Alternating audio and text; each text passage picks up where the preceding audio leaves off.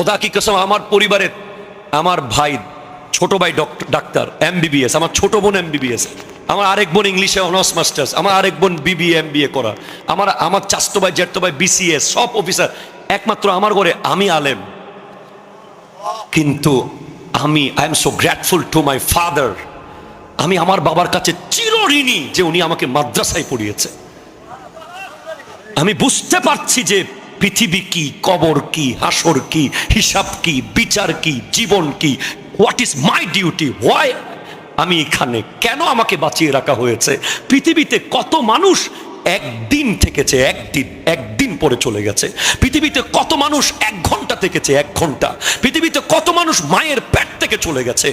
আপনি কেন 20 বছর আছেন, উনি কেন 40 বছর আছে, ইনি কেন 50 বছর আছে? কারণ আল্লাহ আরেকদিন চান যে আমার বান্দা আসুক, তওবা করুক, নামাজ পড়ুক, সিজদা করুক।